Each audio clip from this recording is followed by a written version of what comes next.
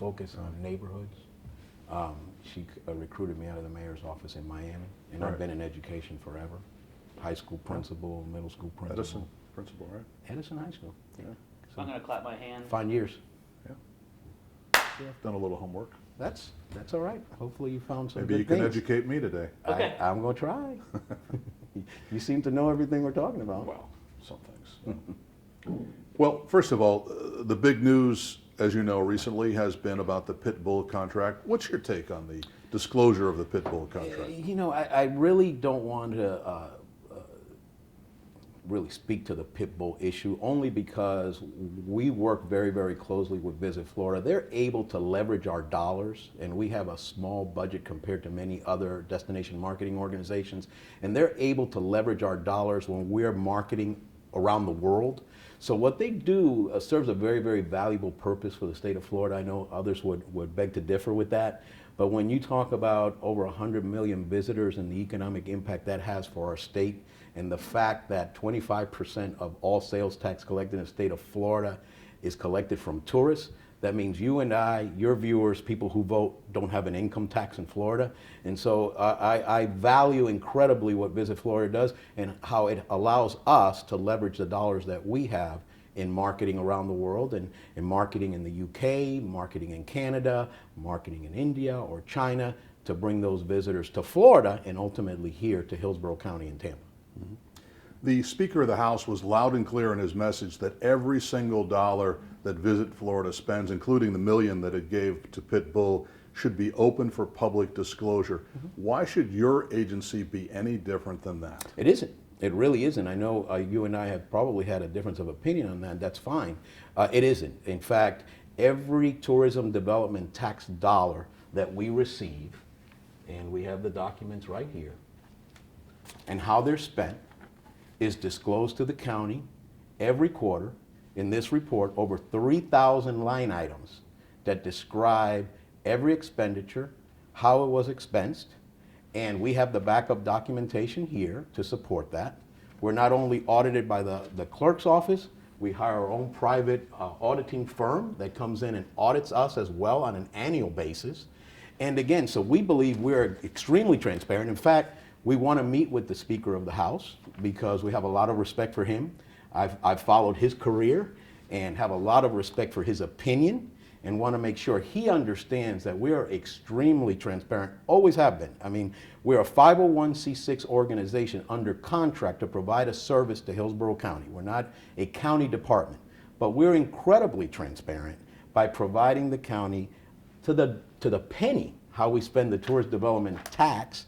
And and that's been available to you. And again, I'm going to even offer, Mr. Douglas, whenever you want to go pick one of these up, pick it up. And if you have a question on a $10 expense, I'll pull the background information and tell you whatever that $10 was spent on to market the destination. In fact, we go a little bit further.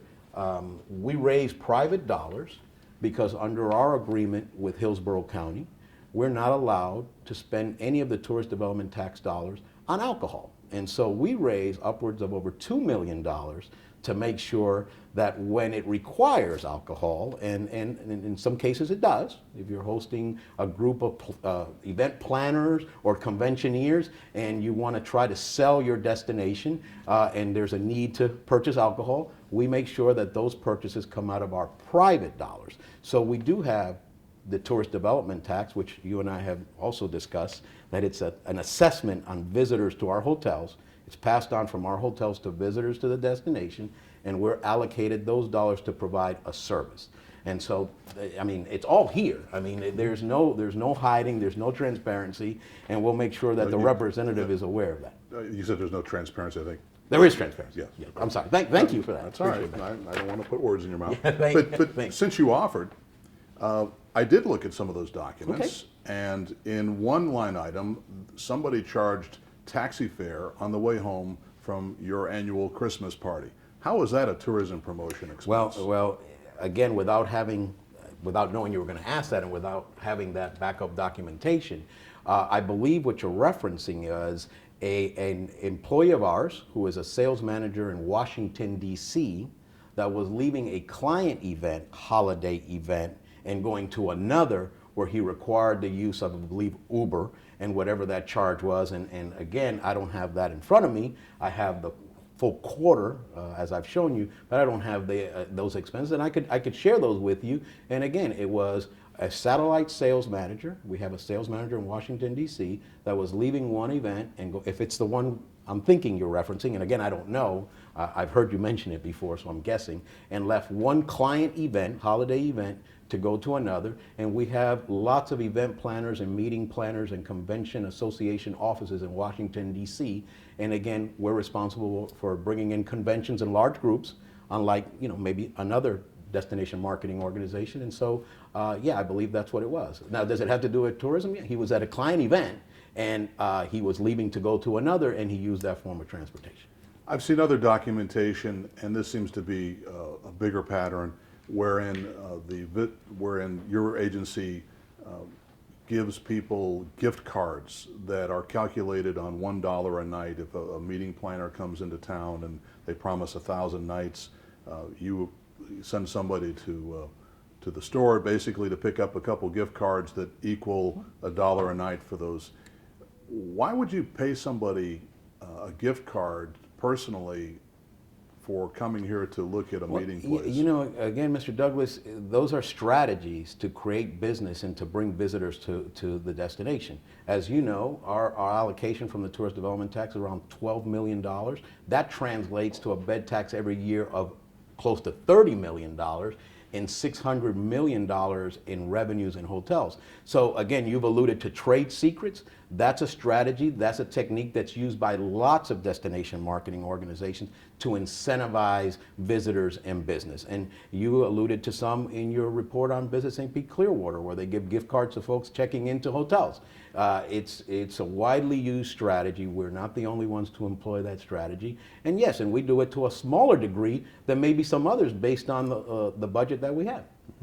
But for example, if you were to offer me a $500 card for stopping by today, that wouldn't look good. In fact, some people might consider that a form of bribery. Well, I don't know that we do that, because I don't know exactly. Again, you can take this back and study it and come back, and you let me know before the interview.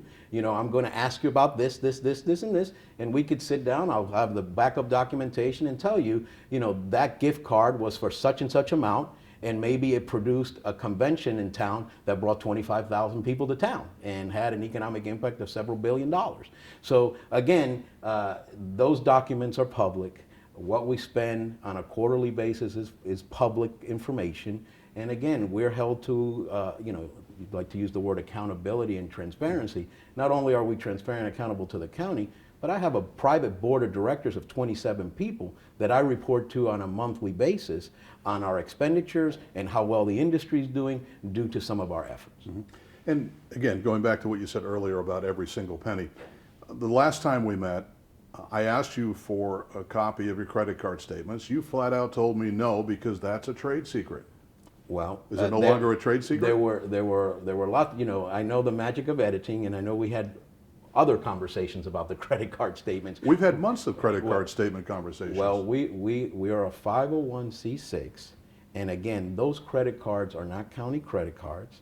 There are over $2 million of private monies in those credit cards, and if in fact you're worried about the tourist development tax dollars and how they're spent, it's there. And if you want to see a credit card receipt for any of those expenses,